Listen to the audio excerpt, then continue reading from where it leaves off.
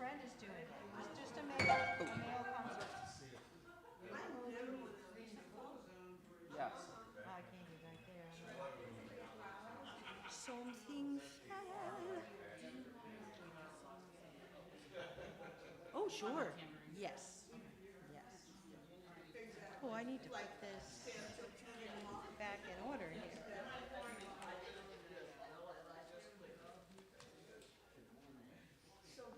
Holy, holy. Ole, ole. I'm just backing you up, baby. Backing you up. Begging you. I'm begging you. But I'm whole. Are you whole?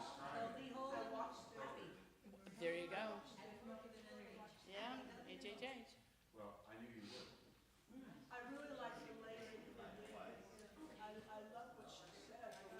What is the last song? Every time they said the word, or the words Reverend Dorst, Jackie said, I thought they were talking about you. I did too. Yeah. But Reverend Dorst is she's the president of the board of trustees of Unity Ministries, Unity Worldwide. She's done like everything. Yeah. And so, it sounds like Reverend That's the Dorst. main thing.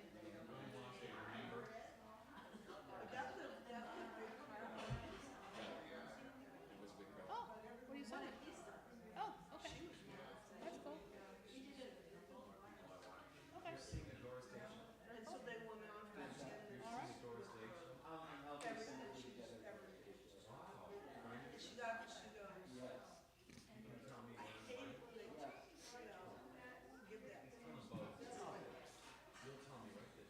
Is it? Do you need me to run it outside? No, it's okay. Oh, okay. I won't ask her. What we do is we capture and rebuild.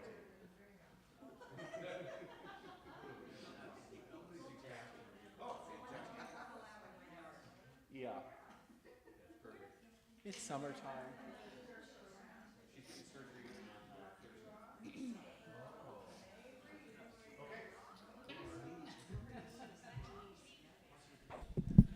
Good morning, everybody.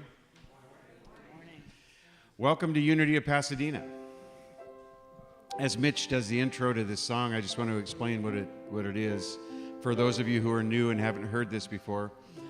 This song was written in response to a question that I asked the congregation. I said, what do you want to experience when you walk into a church? And the congregation threw out ideas, things they really, really wanted to experience. And once they were finished with that, I promised them I'd turn it into a song based upon what it is they wanted to experience so that we could affirm that all the time. And this is the song that came out. Step into the arms of love. It's a feeling you can take hold of. Join us in our celebration. Feel the grace flow through your heart. Embrace the friendship and connection. Join us. When you become a part of healing and inspiration, balance and faith, prayer and contemplation, freedom and grace. I say amen. Let's shout it out. Amen. Amen. Amen. I say amen. Amen. Amen. Amen. And so it is.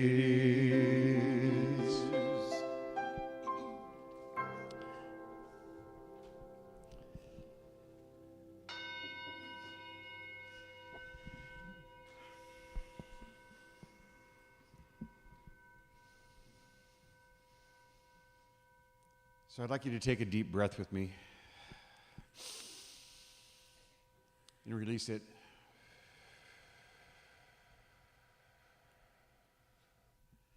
And just relax into your seats.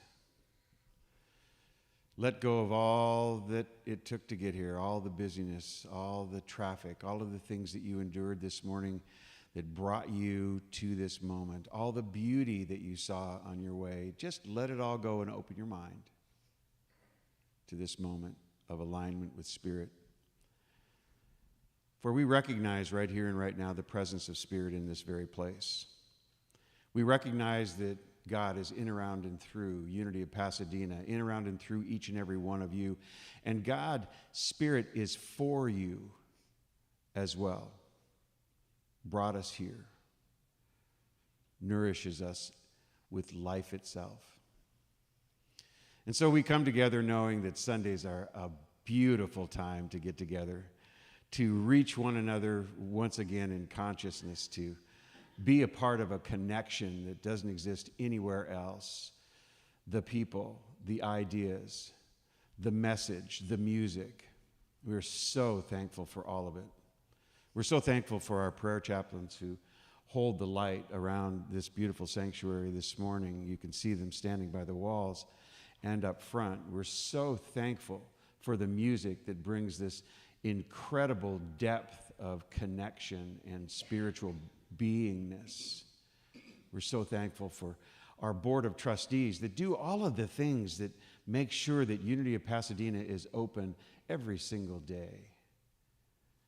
We are so thankful for the people that greet us when we walk in and those that bring food. We're thankful for each and every one of you in the seats. And we're especially thankful for the beauty that we see in the world. This too is good. And so it's with all of this in mind that we move forward on a day where we just affirm, I love Sundays. Say it with me. I love Sundays. I release, I let it go, and so it is. Amen. So it is. Michelle, you want to lead us in Holy, Holy, Holy? Well, I think we can. All right. I think we will. I think it's a great idea. So I invite whoa, hello. So I'll stand in the next room. So I invite anyone to stand up and just stretch out with this song. We are holy, holy, holy. We are holy, holy, holy. We are holy, holy, holy. We are holy. You are holy, holy, holy. You are holy, holy, holy. You are holy, holy, holy. You are holy. Spirit divine, come to me, feeling love, healing me. Open my heart, allow me to see beauty and love that lives in me. Sing it out. I am holy, holy, holy. I am holy, holy, holy. I am holy, holy, holy. I am holy. Bring it into a prayer. I am holy, holy, holy. I am holy, holy, holy. I am holy, holy, holy. I am whole.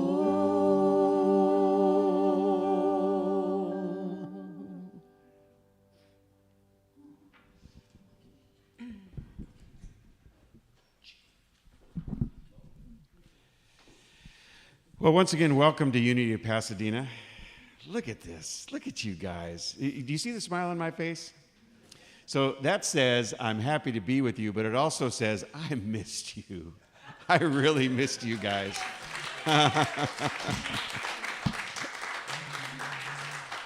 And I have stories. I have stories for you guys. I have stories of a journey, that for me was transformational. And I hope I'm able to convey that in the talk today, that this was a transformational journey. That's why I named today's talk Next Level. So I've always considered you guys to be next level people, and those on live stream too, meaning we're all looking for that greater yet to be. We're all ready to step into something better. I ask people all the time, is it okay with you if your life gets better? And you guys will say yes, but everybody else stares at me like, what? Everybody here goes, of course, yes, life, it can get better. And it can. No matter how good it is now, it can always get better. And that's truly a rule of the infinite, you see? I mean, it's a rule that says there's no ceiling. There is no ceiling. So I welcome you guys to Unity of Pasadena, where we just make the best of each and every day. We make the best of Sundays for sure. And we have a blast getting to know each other. For those of you that have not been here before, you're on live stream. Normally, you would be live streaming through the services of Jackie Dorst, who is not here doing that today. And you probably noticed that. She is at home because she is trying to stay in a healthy condition so she can actually have this knee operation that she's going to have. She's going to have a full knee replacement on the right knee. And the last 2 times she was up to bat, the umpire threw her out because there was the appearance of an illness by first time her and then the doctor. So I mean, we're trying to stay as disease-free as possible and not pick up anything. And she's knowing that right now, and we're knowing that for her too. So anyway, hi Jackie. I know she's watching. Yep. And for each of you here, if you're new, please know that you are absolutely loved. You are now a part of the family. And I have a special friend that's here today too. And by the way, I know she doesn't mind because she's really upfront about this. We have a lot in common. She and I, Audrey, raise your hand over there. Audrey, yeah, we have a lot in common. How about a journey that's led us to multiple years of being alcohol-free? How about a journey that's led us through the trials and tribulations of the law as lawyers? How about a journey that's led us to a spiritual space where we absolutely know and understand that God is in each and every one of us as us? Not only as a belief, but the way we act in life. She is a oneness person. Audrey, thank you for being here. I really, really appreciate you and enjoy you. Thank you. So we are going to do some things that we normally do, and it takes your participation. Let's do a unity blessing together. We love you. We bless you. We appreciate you just the way you are. We also have a statement of faith I'd like you to join me in. There is only one presence and one power active in my life and in the universe, God the good omnipotence, and I am one with that presence and power. Now, before I sit down, Mitch, I'm going to ask you to play Happy Birthday, but I'm going to do a little preface here. How many of you have July birthdays? All right. So, July birthdays, great, excellent. And how many have other milestones in July to celebrate? And that's a birthday too, isn't it? Yeah, it's a birthday too.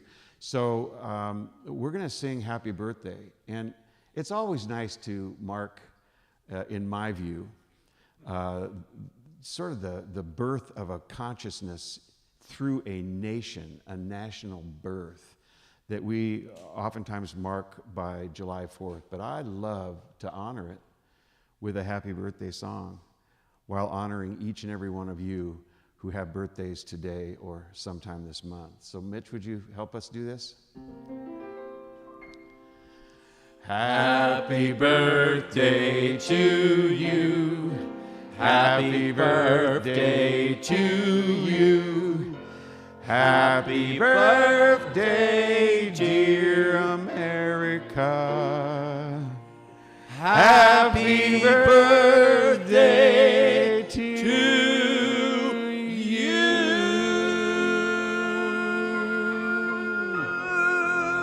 Woo-hoo. That's the spirit. So who's doing our celebration of community today? All right, Norma, come on up.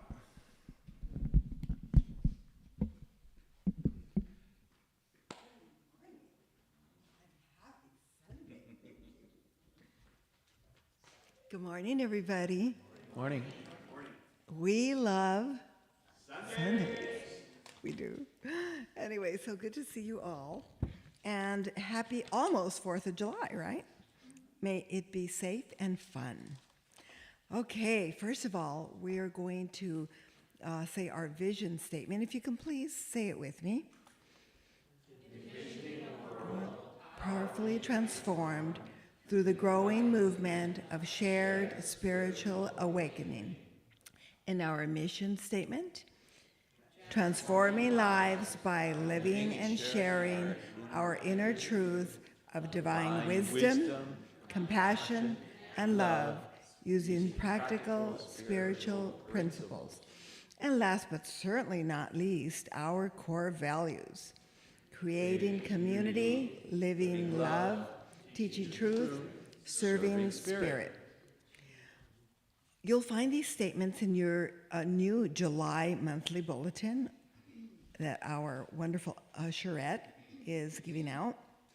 And you will also find them, of course, on our monthly calendar on the website.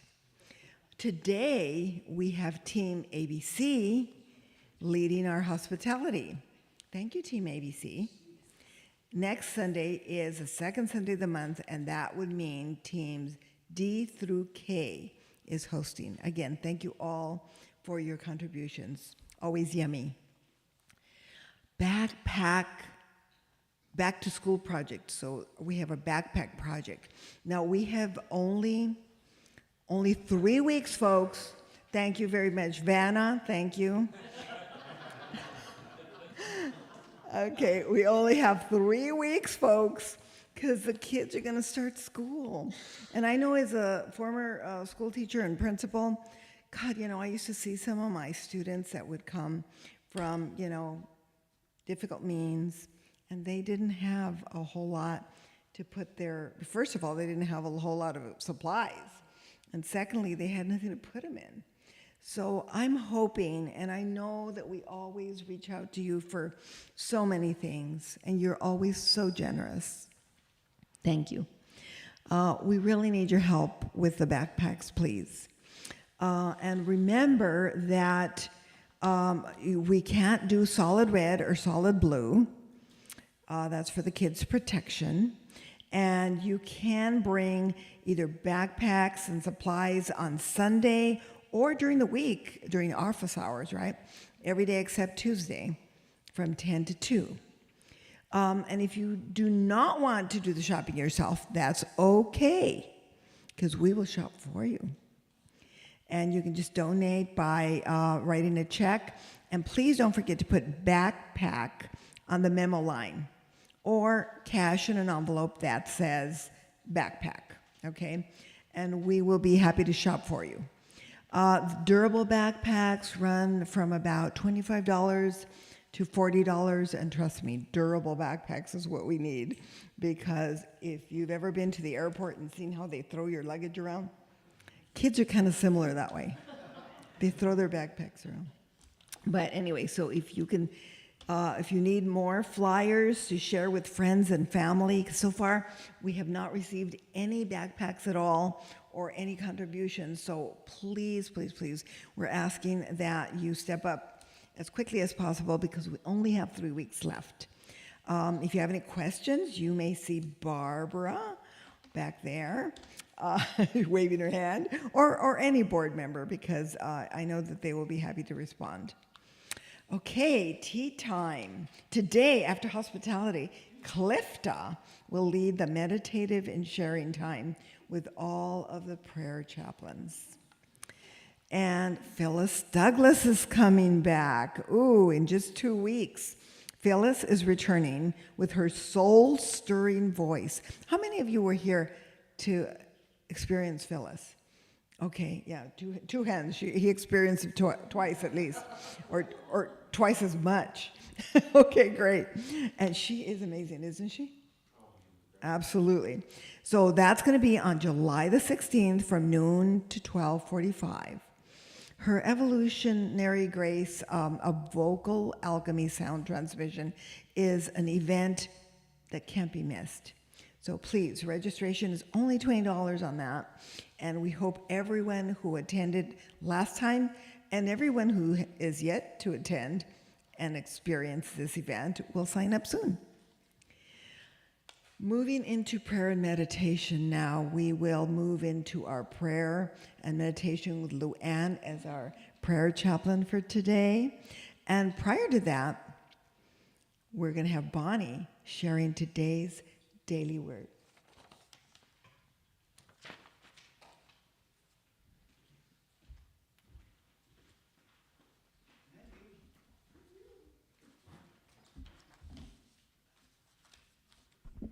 Good morning. Good morning.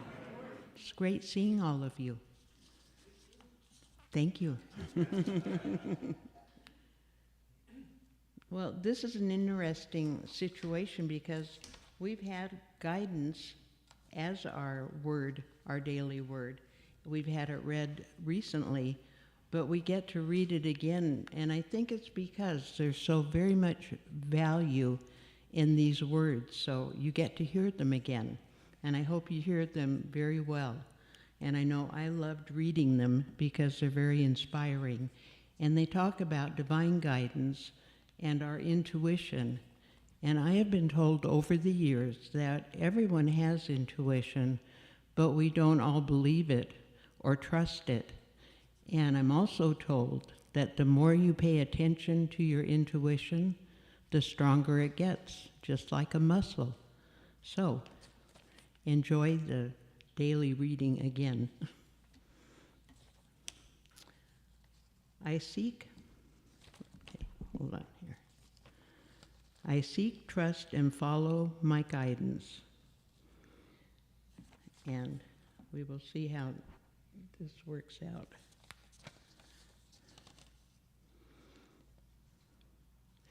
Seeking divine guidance means tuning out information and opinions and turning inward.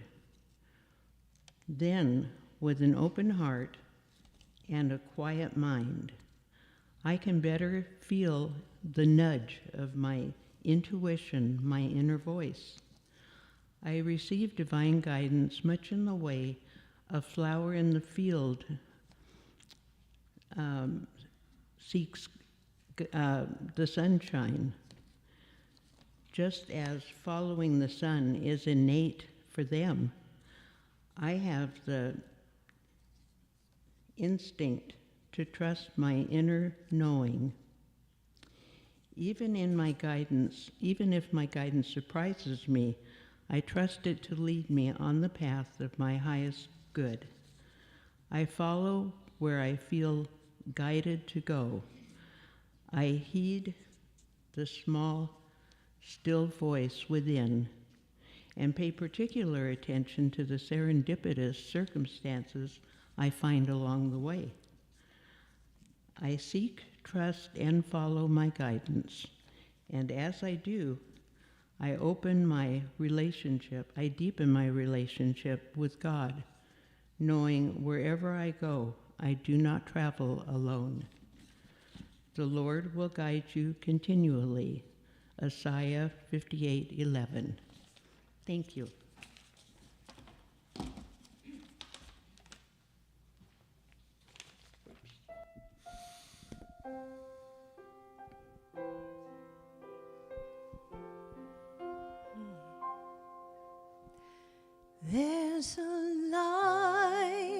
that shines in this room. There's a presence I can feel in this place.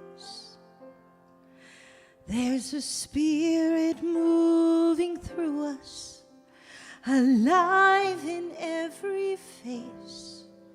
It's the very light of God. There's a light that shines in this room, and we live and move in its glow. In this moment there's a oneness, the truth in who we are. We are the light, the very light of God. We are the light, the very light of God.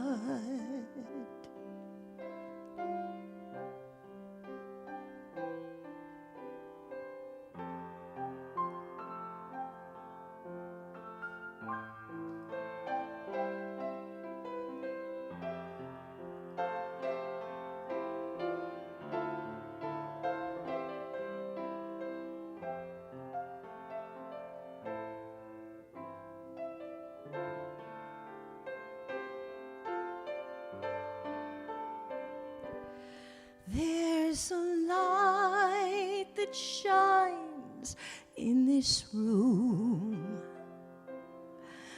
There's a presence I can feel in this place. There's a spirit moving through us, alive in every face. It's the very light of God. There's a light that shines in this room, and we live and move in its glow. In this moment there's a oneness, the truth of who we are. We are the light, the very light of God. We are the light, the very light of God.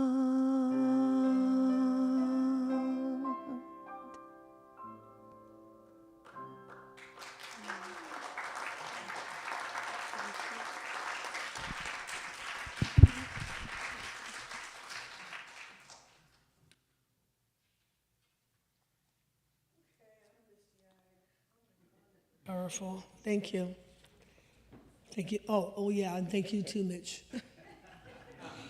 Good morning. This is the first time I haven't written anything. And my one-line note, I was sitting on it. Hold on. Here it is. Oh my God. Okay.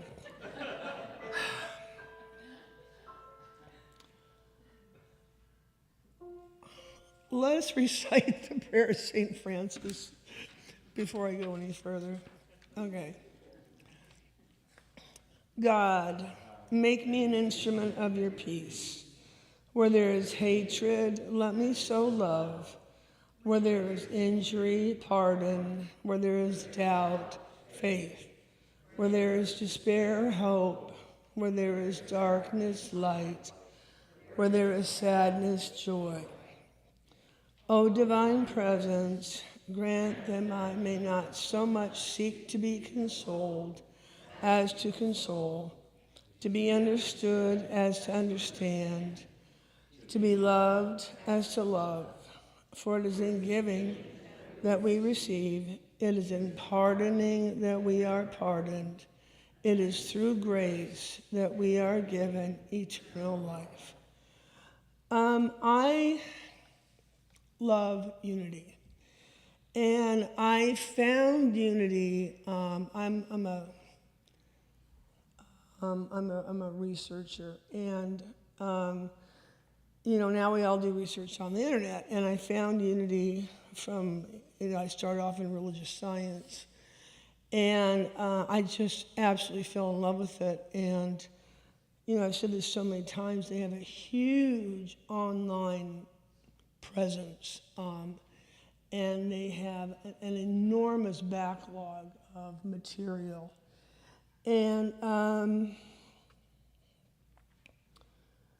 I am still so struck and so touched by the one sentence that started unity by Myrtle Fillmore. I am a child of God, and therefore I do not inherit sickness. And that is where it's at for me. I added, I'm a beloved, wow, you get it. And, once that sunk in with me, it's like, wow, that's amazing. And when I feel troubled or scared or whatever human emotion is dogging me at the time, I say that to myself. I am a beloved child of God. And every time I do that, I just go, wow. It's just, that is an amazing statement. And that's unity. That's unity. That's it. That's all she wrote, And I'm so grateful for that one sentence. So let's take 2 minutes of silence to meditate on why you are a beloved child of God.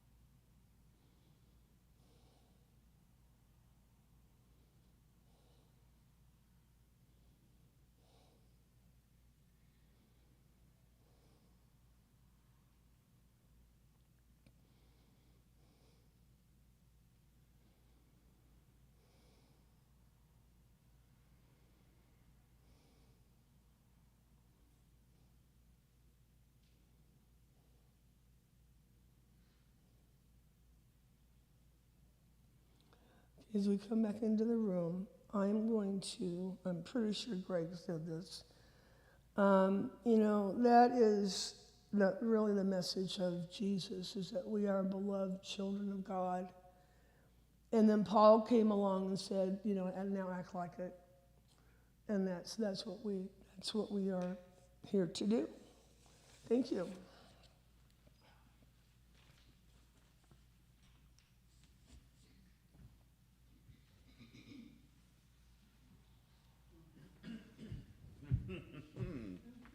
Oh.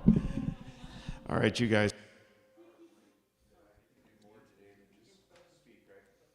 Yes. So I think I need a little bit more on this. Yes. A little more.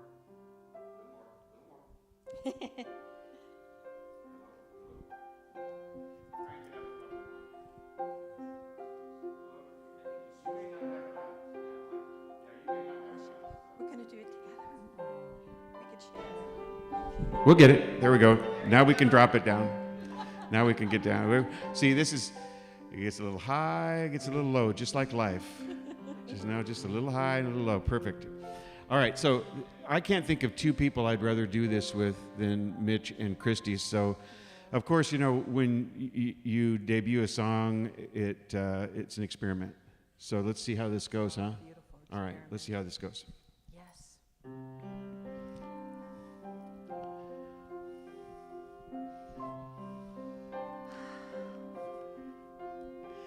I hear you, I see you, I feel you, Lord, I am you.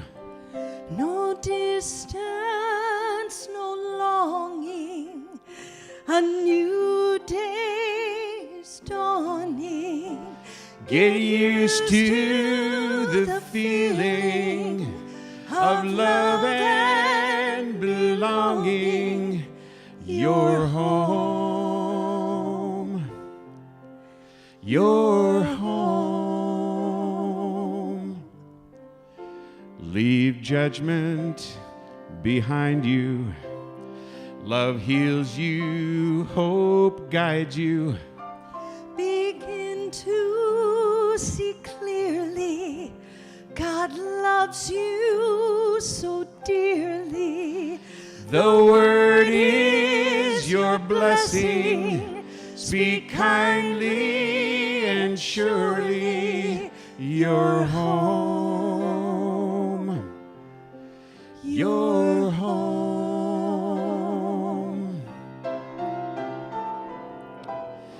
There's so much we can do to help each other move through this expression of life. Please remind me to say each and every day, this too is good. This too is good.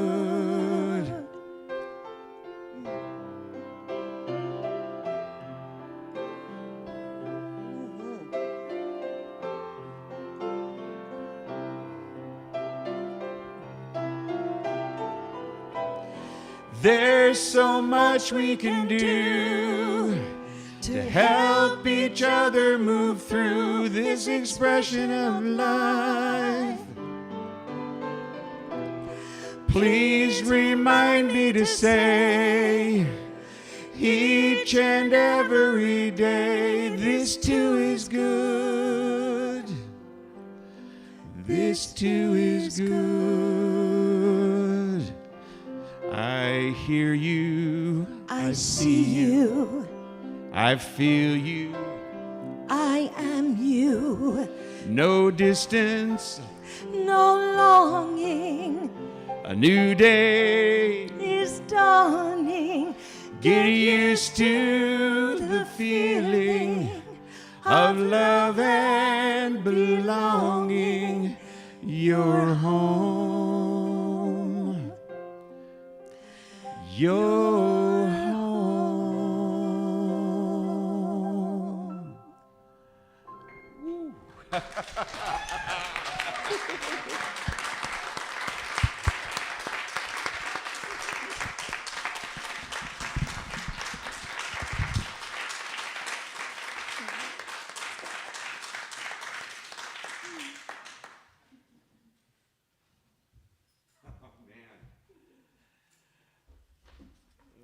got to tell you, that song just gets me because, it's about not just knowing who I am, but knowing who you are too. And recognizing that there is a oneness in spirit that extends to each and every one of us. And it's kind of an extension of this idea that Luann touched on, which is, I am a child of God and I do not inherit sickness. I mean, that child of God aspect of that statement, that affirmation, is what that song's about. And when I say child of God, that means that God was here first. But it doesn't diminish the strength, the volume, the beauty of God in each and every one of us. And so that song is to celebrate that. Thank you, Christy. Thank you, Mitch, for working so hard on that. I just absolutely appreciate it very, very much. Yeah, this is a kind of thing that is hard to understand unless you have done it once or twice as a musician or as a songwriter. Last night at 10 o'clock, was it about 10 o'clock last night? I sang into my phone and texted it over to Mitch. And then I took pictures of the words and emailed those over to Mitch. And we practiced it a couple of times this morning, and voila. Look, I mean, it's the creative aspect of life unfolding right now. Now, isn't it fun, though, that Bill and I just returned from a magnificent time in Unity Village? I mean, we went to first the Empower Music Festival, the Posies. It's positive musicians and songwriters throughout the United States and throughout the world. And the Posies are well known. They've been around since 2005, almost 20 years. And Bill's been before. Now, I didn't know that until I was there with Bill. Everybody knew him. Bill, how are you doing? I thought, did I miss something regarding Bill's celebrity? No, I did not. What he does is make friends really, really well, and people remember him. And so we had a great time there. This music festival, the Empower Music Festival, is a place where you can go if you really, really love music, if you love to write and sing and play music. It's a great place to be. If you do it professionally, it's even better. But if you don't really do it at all, you're still welcome. Just remember this, though, and by the way, there's no real judgment there at all. No judgment at all except for the judgment that you bring around yourself. If you go, you're going to sing, and you're going to write, and if you play a musical instrument at all, you're going to play it. And it's where you get to do that without judgment, where you get to work with some of the greats, some of the best in the business. I mean, to get to know whom I think is one of the greatest songwriters of all time, Harold Payne. Not only does he just do everything, I mean, he has been around a long, long time doing everything from blues to pop to rock as a songwriter and as a singer, but now he focuses on beautiful spiritual music. And to become friends with Harold Payne while I was there was just a grand experience. And of course, Bill already had that experience. He knew Harold from many a time together. So here was an opportunity to sit down and be coached by some of the greats in today's music world. Daniel Nahmod, sitting face to face. Well, Greg, I don't think you should do this. I think you ought to do it this way. And if it were me, but, and, oh, that's a nice idea. Maybe I'll use it. I mean, imagine having that conversation with somebody who is just one of the greatest songwriters of all time, Denise Rosier, the one who won the Posse Award for this year, was there, and sitting face to face with her in a workshop, having her talk about how simplicity is the key when you're writing songs. Reach the heart. Don't go way around the horn and get people lost. Reach the heart. What an amazing experience. They were all there and we were there, and it was something that I believe is worthwhile for everyone. And it would be great if any of you wanted to go next year. It's just a grand experience. And one of the reasons why it's such a grand experience is because it is at Unity Village. I wanted to get to know Unity Village. You guys probably know that I was ordained while there. Yes, thank you. Thank you. As a Unity minister. Now, I have a prior ordination. I was ordained as a religious science minister back in 2011. So Unity has an educational rule, though, that requires that ministers that stand in a Unity pulpit have to know what they're talking about. or at least to their satisfaction, you see, have to know what we're talking about. And so they wanted me to take a number of classes and go through panels in order to obtain this Unity ordination. I was happy to do it because that means that I can stand before you and be the senior minister here at Unity of Pasadena, and that's just a joy for me. I mean, I not only love Sundays, but I love Unity of Pasadena. I think it's a divine idea in the mind of God. I think that what we do here is so important, and we talk about it. We want to allow ourselves to move into that next level, into that next phase of development. We don't want to stop our growth. We want to allow it, so we're open. We're open to new things. We're open to new ideas. And when we find them, if they work for us and they work for our community, we step into them, we align with them, and we bring them to be. That's the way life works. So this was a great chance for me to go to Unity Village and to get deeper into the history. You see, the classes that I took allowed me to read the writings of all of the Fillmores, from Myrtle to Charles to the children, Lowell and Rick, they call him, and Royal, who were the children of Myrtle and Charles, who, by the way, started Unity and also were the founders of Unity Village, which was intended to be not just a family farm, but a huge spiritual and religious experience for those who wanted to follow a Unity way of life. And it turned into something pretty doggone amazing. And I really, really wanted to have that experience. So Bill and I went back and we did it for 6 days. We were there for 6 days, and we chose our own path. I got to be the wanderer and explorer that I like, and Bill got to be the connector and the maven that he likes to do, putting people together and enjoying their presence. But I went off and wandered. And while I wandered, I took a bunch of pictures, and I wanted to share some of those in a PowerPoint today. Let's talk about Unity Village for a minute and some of the takeaways that created a next level experience for me. So what do we have up there? All right, well, great. This is Unity Village, and this is a nice slide, by the way. Thank you, Barbara. Barbara, by the way, worked very, very hard putting this together, and I want to thank you for that. And so that's kind of like a hodgepodge of Greg Dorst pictures and one that probably is on some sort of promotional material, right? I mean, because I didn't take that one. I know I didn't take that one. That's from their website. Yeah, I didn't take that. I can tell I didn't take that one because it's a very nice picture.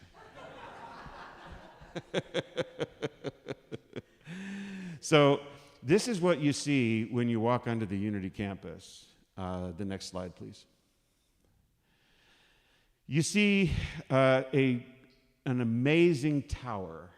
That's the first thing you typically see because it just stands up higher and more dynamic than many of the other buildings. It's 7 stories up to the windows. You see the highest windows there, 7 stories, and another few stories clear to the top of the building. Now, that is the culmination of a grand idea to not only create an experience of the sort of spire that moves up toward God, but it was double duty. There was a water tower up in the top of that when it was first developed, 100,000 gallon water tank up there, and it was sufficient to serve the entire Unity Village area. So that's how they got the water up high. That's how they allowed gravity to bring water to Unity Village. Very smart stuff. But they didn't have to suffer the indignities of the old water tower experience, you know. It was beauty in its operation.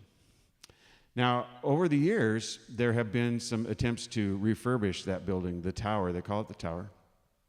And they did just that between 2005 and 2010. And during that period of time, it was closed. And then 2 years ago, there was a lightning strike on that building. And the lightning actually hit the water tank and split it. And the 100,000 gallons came crashing down on the entire building, and they had to refurbish the whole thing. So they've been working very hard over the last 2 years to refurbish that building. I mean, can you imagine that? What a direct hit, you know? I don't know whether it was the water or the metal, but, lightning seeks those two things out. So when I was there, many of the floors were under construction, but I told you I'm an explorer. So I went around and checked all the doors, and one of them was open. Lo and behold, one of those doors was open, and when a door is open, I usually walk through it. So I walked through that door, and I walked up a spiral staircase, and you'll see that. It's one of the pictures we have. Walked up a spiral staircase to each individual floor and checked out each individual floor, many of them in various stages of repair, but the first and the seventh floors were complete. Beautiful, gorgeous. I got pictures out of all of the windows. I got to see the craftsmanship. I mean, there's beautiful craftsmanship going on there. They're restoring it to its full glory and more. And so it won't be long before it's going to be open to the public again. But that is one of the things that you'll notice first when you walk into Unity Village. Now, one of the other things that I was to do besides go to the music conference and get to know Unity Village as well as be ordained was to meet with Reverend Shad Groverland. If you're not familiar with the Unity hierarchy, Reverend Shad is the CEO and president of Unity Worldwide Ministries. So he's got that number one seat. I mean, he's the guy that operates from the boardroom. And Reverend Shad is a very, very contemporary leader who's got some great ideas. So I met with him in his office, and we spent about an hour together. And I talked to him about my magnificent tour through the tower. And his eyes got wide. They opened up real big, and he said, "Tell me about it." And so I explained all the little nuances of the construction and what was going on there. And he looked at me and he said, "They won't even let me in there." So he learned about it secondhand from me. As a good thing I came, right? Good thing I was there to explain all of that to him. What a magnificent time with Reverend Shad. We talked about this beautiful opportunity to demonstrate a oneness with God and a oneness with other religious orders and philosophies, because he is a firm believer that there really is only one thing, and it expresses in an infinite number of ways. And some of those ways are the ideas which people have come across that turned into religions. I mean, he sees a oneness between unity, religious science, divine science, Christian science, Buddhism, Hinduism, Islam, forms of Christianity that we may not even know about. He sees a oneness between Native American traditions and other spiritual ways of being that bring about a transformation. I mean, he really is a contemporary visionary, and I just loved spending time with him. So he knows all about Unity of Pasadena now. And he's really bright and has a great memory. He's only 33. I think Shad is only 33 now. Grew up in Unity. His parents were Unity ministers. But he probably will remember some of your names because, of course, I can't help talking about you. So, yeah, it was a great time. Terrific. That next photograph up there is the fountain. And that's not just a photograph of what it looked like when somebody decided to turn it on so it would be nice for a photo. It's like that all the time. It's like that 24 hours a day, the fountain is working. It is a sacred area, that whole green area where the fountain stretches from that chapel, which is where the pillars are, all the way to the other end of campus. It's all fountain. And along the fountain, there are some bricks. Next slide. And I found Unity of Pasadena's brick there. Unity of Pasadena has a brick right there in Unity Village, right next to the fountain. See? Unity Church, Pasadena, California, and there it is for context, next to that bench there. So we have a prominent place next to the fountain. How about that? Very cool, very cool. Next slide. So in my wanderings, I went out the nature trail, which is a trail about 3.1 miles long that is mostly kind of a gravel road that will take you through forests and past a lake. This is the lake it takes you past. This is called Lake Number 2. Isn't that a clever name? Clever name. Lake Number 2 right there. And Lake Number 2 is beautiful. I believe that 2 lakes were placed on the property by damming up the water. This is an earthen dam, so that the plants and trees that they had on the property, they were farming peaches, apples. There were 7,500 apple trees on that property, and they were producing tons of fruit and food, and it takes water to do that. So they found a way to store the water, and this was one of the ways. A beautiful, beautiful lake. Next slide. This is the second lake on the property. This is Lake Charles Fillmore. Yeah. Now, I have to tell you that this picture comes as part of a exploration because this lake is closed, much like the tower was closed. But there you have it. I mean, so I found the lake. There, it's not even on the nature trail. They go around it so that you can't get to it, and they closed off certain pathways that they called private drives that kept you from getting to it. And principally because there are aspects of it that are crumbling, including this pier/dam. And it is not safe to walk on. They don't want people walking on it. The water is safe. And I suppose if you put a little boat in it, it would be fine. You know, no scary, creatures in the water. But they have to keep people away because they might find themselves on that little pier area there, which is not safe. And I don't know where they are on making it work, but we're going to talk about that in a few minutes. So this is the dam side of that lake. And you can see that it's a cement structure, which is probably not optimum if you want to keep a dam around for a long, long period of time. And you can actually see some of it crumbling a little bit if you get close enough. So I made my way around to the other side of that by trying to figure out where this little path that I think only deer go on would take me. And that's where it did. So there's one of those deer that you follow. When they make a path, you follow them. This is part of the nature trail, absolutely beautiful. Deer everywhere, wildlife everywhere. The forests are so thick and green and beautiful. You feel a connection to the property immediately. But here's what you also feel a connection to. You feel a connection to the people that put this thing together. So you start to feel the family, the Fillmore family when you're there, because all of the things that you see, all of the buildings that were built were ideas of this Fillmore family. Now this is an unusual practical spiritual path built by an entire family.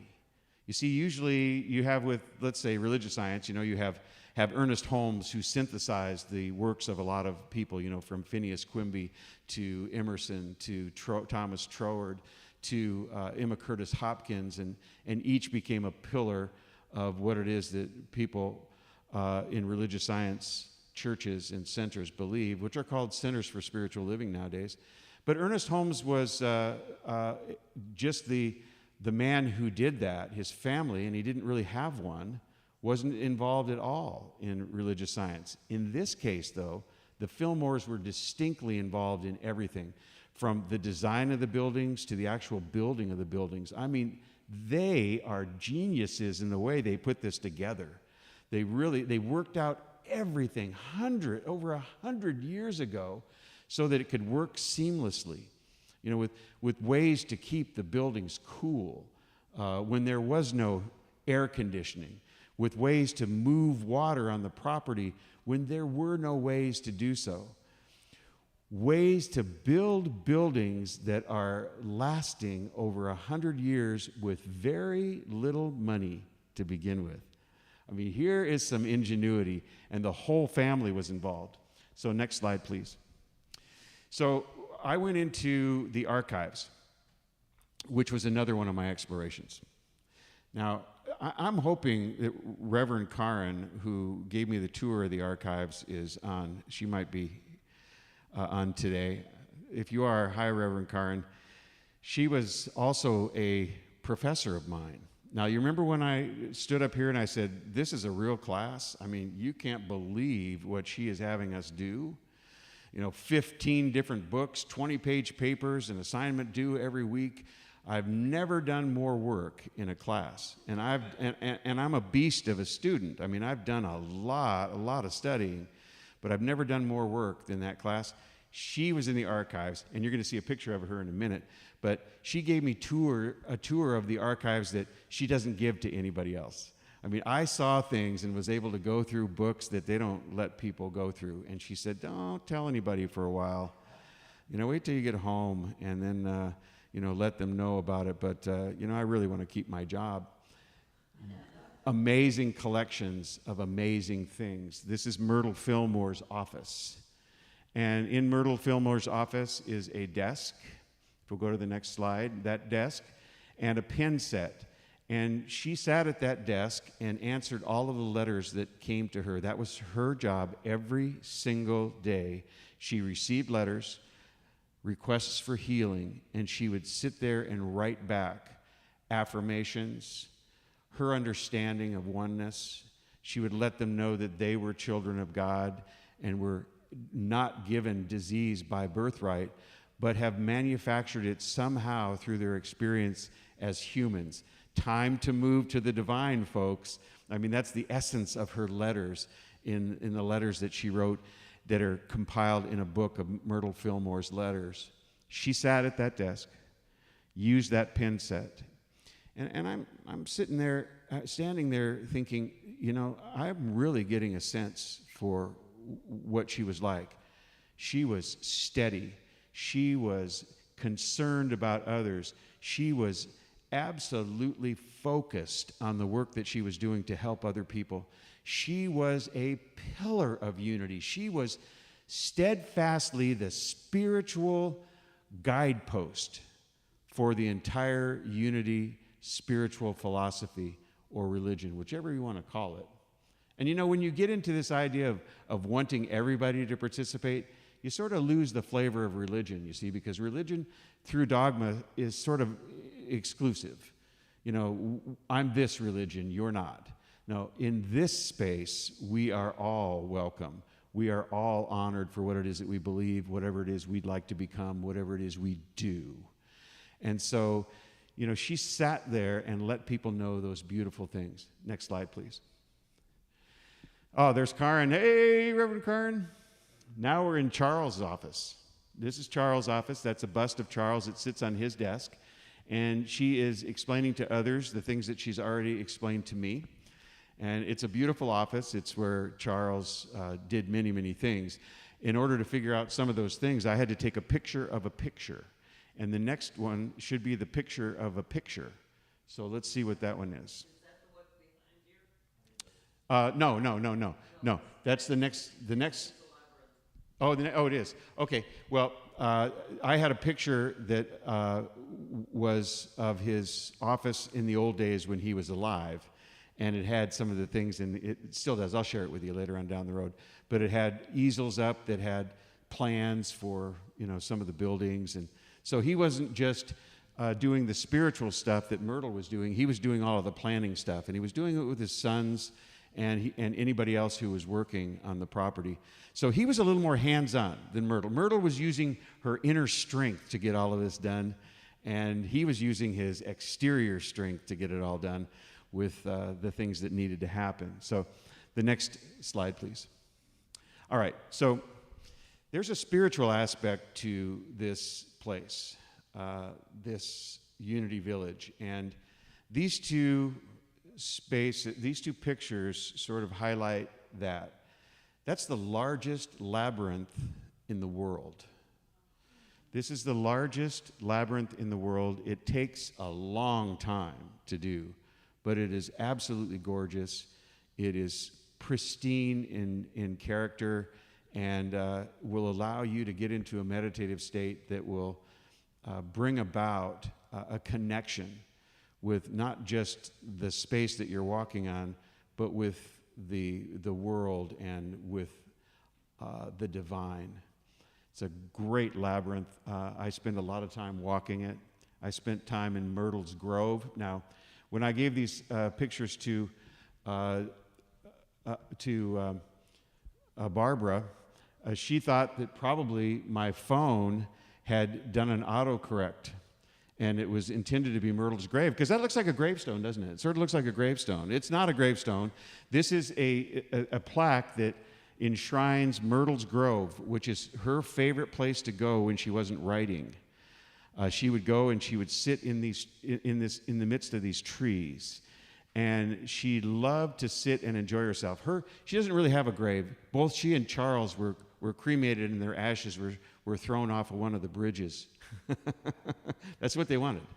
They wanted to be a part of that entire land. So this is Myrtle's Grove, and Myrtle spent her time there in meditation and prayer. Very deeply spiritual person. She really was the one that I think that was leading the way to the next level for anybody who wanted to listen.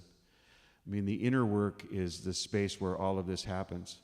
Charles Fillmore was in meditation constantly when he wasn't working on other things as well. In fact, he had sort of had a way of disappearing when he was feeling a little bit ill at ease, meaning maybe he didn't like the social setting, or he didn't want to spend time doing that particular thing that he had to do next. He'd wander off and go into that space and just slip into meditation, and you couldn't find him. He'd be lost in meditation, kind of his happy place. You know what I mean? Anybody ever see that comedy series called Soap? Do you remember that? It was great because there was a character called Bert, and Bert used to disappear when he didn't like what was going on around him, and he'd snap his fingers and believe that he was invisible. It reminded me of Bert, So Charles Fillmore would just sort of disappear when he needed to get away from what was happening. The point is, they're both deeply spiritual, and they're both able to be known through spending time on this property at Unity Village, seeing what they've done, reading about how they thought, how they practiced their beliefs. So I went to Myrtle's Grove, and I sat down, and I started to engage in meditation, and I just whispered a prayer. I would have liked to have known you, Myrtle. It's been so much time, so nice spending time in this space that you dearly loved. I would have liked to have known you.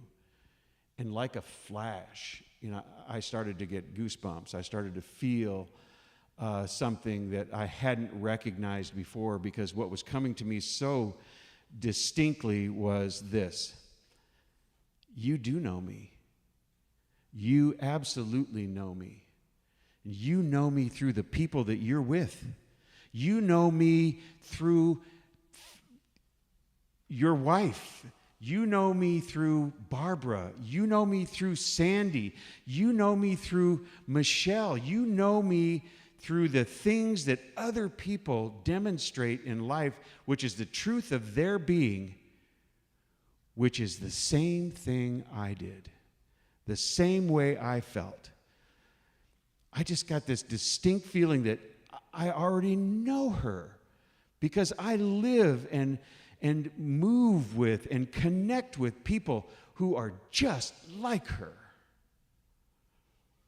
And I started to feel the same way about Charles. I know people who have the qualities of Charles Fillmore. I know Steve. I know Bobby. I know Mark. I know Mike. I know Bill. These are people with and the incredible abilities of our musicians, from Larry to Mitch to Christy and everyone who comes in and does that. I know these people, and so I know Charles. I just got that direct message. And in receiving that direct message, I realized that I have to, if I'm going to attain the next level, I have to be aware that these types of connections exist even today, given the distance in time and space. I have to be aware of that. And then all of a sudden, my awareness went to this, let's see, I wrote the quote down because I wanted to get it absolutely right. I love this quote. It's one of my favorite quotes from the Bible. It's John 14:12 through 14. Very truly, I tell you, whoever believes in me will do the works I have been doing, and they will do even greater things than these. So he's saying, you are to see me in others. You are to see me in you disciples. You are to see me in those that follow me. Oh my gosh.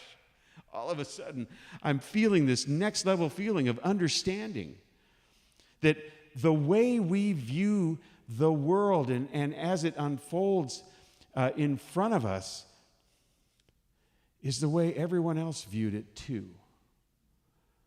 That wisdom is attainable now. Seeing the connection between Jesus' statement and the people I know that are Myrtle Fillmores and Charles Fillmores just brought this thing full circle for me. What an amazing experience. So, a prayer, a request. Yes, let's bring the old and make it new. Let's bring all of that wisdom into my present day experience, which is exactly what happened in Myrtle's Grove. So, what Unity Village is doing right now is it's bringing all of its history into a present day experience of beauty. And the last few slides, I gotta first give you my ordination slide. Here we go. There we go. Right, yep.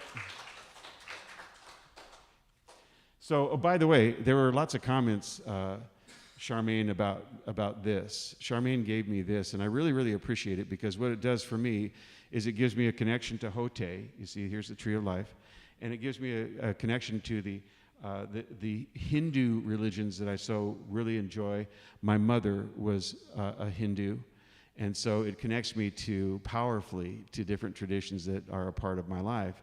And as I'm there with these beads on and the symbols on, people are asking me, what are those? And I get a chance to talk about it and get a chance to let people know that it's a gift. So, yeah, there it is. I got that plaque's in the office now, and that is the Atrium Chapel, which was, if you were online watching it, the chapel that you were in when it was streaming. So, yeah, that's beautiful stuff. So, next slide, please. All right, so here are the things that are going on. The past, time takes over all things. We don't stop it, but we can step in and make changes, and they're in the process of doing that now. So the dam is going to be reworked, and it will be saved, and it will be open. Charles Fillmore Lake will be open for people. I don't know when, but that will happen. Here is the swimming pool. Then some of you may have even swam in that swimming pool. Anybody here swam in that swimming pool? All right, you guys swam in it. It is no longer functional. That swimming pool is, there's at one side of the pool, there's the green water in it, and that's because of the rain that they didn't drain. But that pool may someday be back in shape. I don't know if the plan is to do that, but what that does is let you know that this, by the way, that pool was built when pools weren't built. There are bridges over that pool that were built with stone. It looks like the London Bridge over the top of that pool. I mean, it's just absolutely gorgeous. Next slide. This is one of the stone houses that is not being used. There are probably 15 of them on the property that are not being used for any purpose. They're in the process of being brought back as well. So Unity Village, the areas that time has taken over, they're coming back. There's a renewal, there's a resurrection going on with Unity Village. Next slide. Okay, so there you get to see the staircase that I climbed up in the tower, and the beauty of the hotel, which is new and welcomes anyone and everyone to Unity Village, and then kind of an ethereal flower, which represents the newness that's coming to Unity Village. And it also, quite frankly, represents the newness of a next level in my own heart.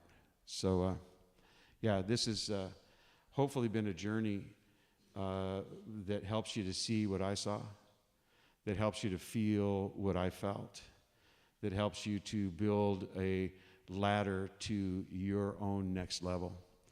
And for all of you that inspired this trip, for all of you that made it happen, for all of you that couldn't come but wanted to come, and for you, Bill, who was there the entire time, I thank you so much.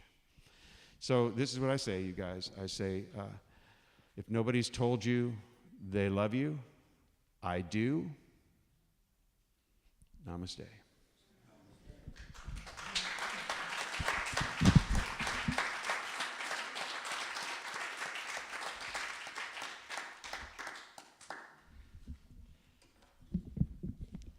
I just heard Jackie's voice in my ear say, don't put that up there yet. Come on forward, Trish. So we're going to do community giving, and what we do is we allow God as our source to make things happen, much in the way Unity Village was formed and brought about. So we give to that which we receive, from which we receive. And Unity of Pasadena is a worthwhile idea in the mind of God, and thank you for being a part of it. And by the way, invite everyone you know. And please say with me, God is the source of my overflowing supply, and I am grateful. And so it is.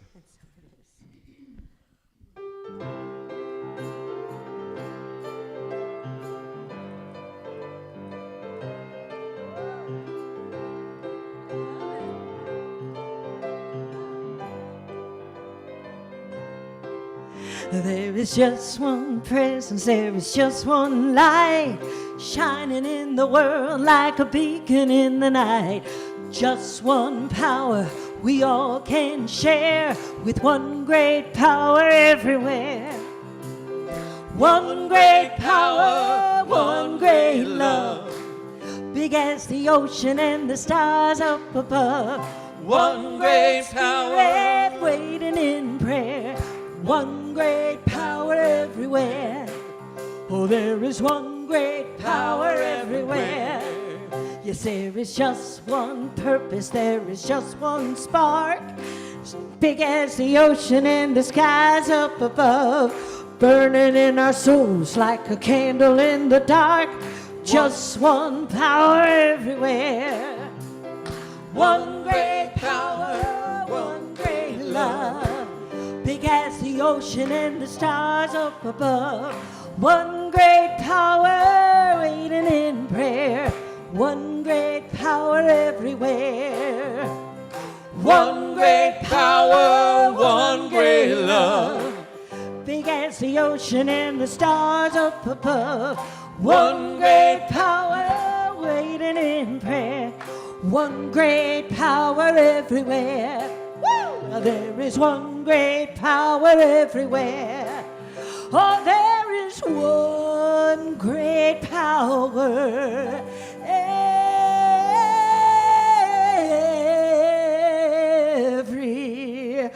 Woo!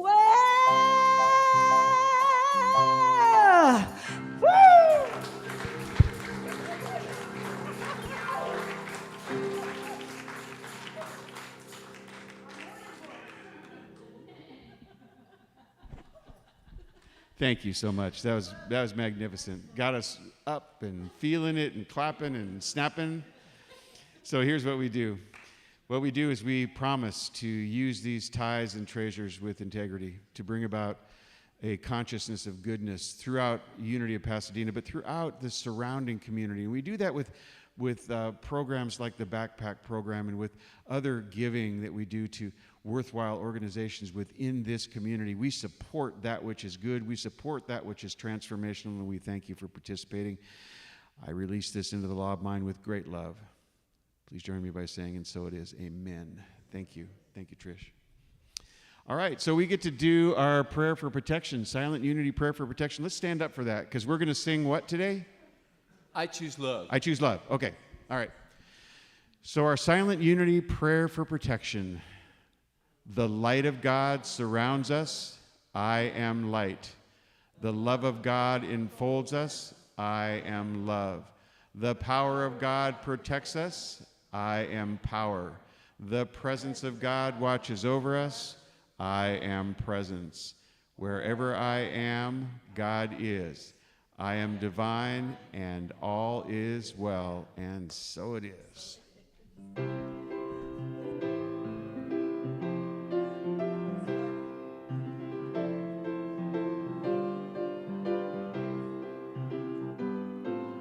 Peace in my life is growing because I choose love. Love's always present, it's what I'm made of. I choose love. We are a part of each other. We are one. One tie that binds us that can't be undone. I choose love. Peace for our planet is growing because I choose love. Let love be present, it's what we're made of. I choose love. We are all part of each other. We are one. One choice unites us. Let this be the one. I choose love. I choose love. I choose